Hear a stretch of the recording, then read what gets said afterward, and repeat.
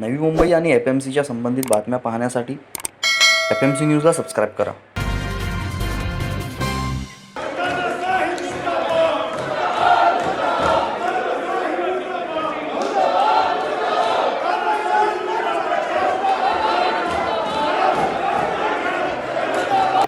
कृषी विधेयक 3 नवीन कायदे केंद्र सरकारने सादर केलेल्या लोकसभेनंतर आज राज्यसभेतही मंजूर झाले आहेत.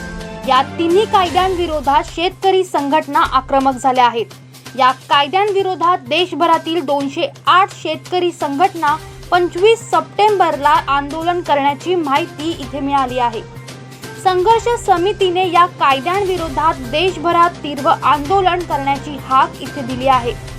सरकारला शेतकऱ्यांचं म्हणणं ऐकावंच लागेल असा पूर्ण प्रयत्नही केला जाईल असेही अजित नवल यांनी सांगितले. The next speaker is Sanjay Raut. Sir धन्यवाद. आज देश में हमारी 50% आबादी और 70 करोड़ लोग खेती से जुड़े.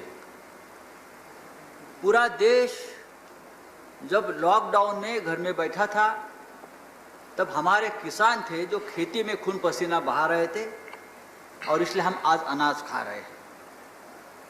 सरकार बार बार ये कहते आई है कि किसानों की इनकम डबल करेंगे, लेकिन आज जो बिल आप ला रहे हैं जिसमें आपने कहा कि ये किसान के हित में है, क्या आप देश को आश्वस्त कर सकते हैं कि ये जो बिल है, 3 बिल है एग्रीकल्चर रिफॉर्म के बिल, ये मंजूर होने के बाद हमारे किसानों की इनकम सचमुच डबल हो जाएगी और एक भी किसान इस देश में आत्महत्या नहीं करेगा, उनके बच्चे भूखे नहीं सोएंगे? आप अगर इस देश को, किसानों को इस बारे में आश्वस्त करते हैं तो मुझे लगता है ये सरकार की सबसे बड़ी उपलब्धि होगी. आज देखता हूं मैं पंजाब हरियाणा के किसान सड़क पर आए. अगर ये एग्रीकल्चर रिफॉर्म की बात है तो किसान प्रोटेस्ट क्यों कर रहे हैं, किसानों पर लाठी क्यों चल रही है? और दूसरी बात है, अगर ये बिल किसान विरोधी है तो पूरे देश में विरोध क्यों नहीं हो रहा है? उसका मतलब है कि ये बिल के बारे में भ्रम है, थोड़ा कंफ्यूजन भी है. कृषि बिल के बारे में प्रधानमंत्री जी ने कहा ये किसानों के लिए नई क्रांति है, नई आजादी है. एमएसपी और सहकारी खरीद की व्यवस्था खत्म नहीं की जाएगी, ये सिर्फ अफवाह है. तो क्या अकाली दल के मंत्री ने एक अफवाह पर भरोसा रखकर कैबिनेट से इस्तीफा दिया? ये इतने कच्चे कान के खिलाड़ी है कि सिर्फ अफवाह सुनकर एक मंत्री कैबिनेट से इस्तीफा. समाप्त कीजिए संजय राउत जी. अब आप समाप्त. अब तक शुरू नहीं किया, आप क्या खत्म करने की बात करते? नहीं, आपको 2 ही मिनट है ना, तो उसी में नहीं, हर पार्टी को देखिए, हर एक पार्टी को सुनना है. नहीं, हमको मालूम है. आप नहीं, आप बाद में बोल लीजिएगा, अभी दूसरे बिल पर बोल लीजिएगा. इसमें हर एक पार्टी का ओपिनियन लेना है. ये एक बड़ा महत्वपूर्ण बिल है. हाँ, आप कहते हैं, आप देखो किसान का वो कभी बाद में कर लीजिएगा, लेकिन इस बिल में अभी आपका 2 मिनट है, 2 मिनट हो चुका है. प्लीज समाप्त कीजिए. आपने एपीएमसी मंडी की व्यवस्था खत्म करने के लिए जो बिल लाया है, आप कहते हो एपीएमसी भी रहेगी और मंडी के बाहर भी माल बेचा जाएगा. एक और आप कहते हैं 1 नेशन 1 मार्केट. तो ये आपने 2 मार्केट बना दिए. एक मंडी के अंदर भी मार्केट है, एक मंडी के बाहर भी मार्केट है. मंडी के बाहर के मार्केट जो है वो कॉरपोरेट लोगों के हाथ में है, बड़े बड़े कंपनी, ईस्ट इंडिया कंपनी के हाथों में है.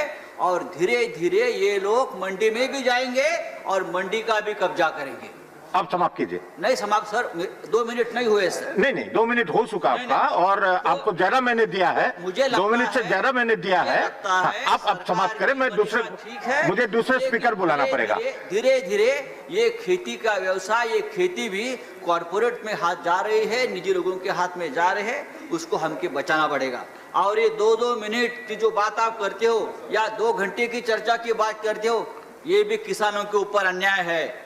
अगर आप किसानों के हित की बात करते हो, 2 या 3 बिल एग्रीकल्चर रिफॉर्म के लिए लाते हो, और जो लोग बात करना चाहते हैं इस बारे में, धन्यवाद, तो आप धन्यवाद। 1 मिनट देते हैं, उसके लिए पूरा 1 दिन की चर्चा होनी चाहिए, 1 दिन का विशेष सत्र बुलाना चाहिए, तब इस प्रकार के ठीक है, आपके सजेशन नोट किया गया है, धन्यवाद।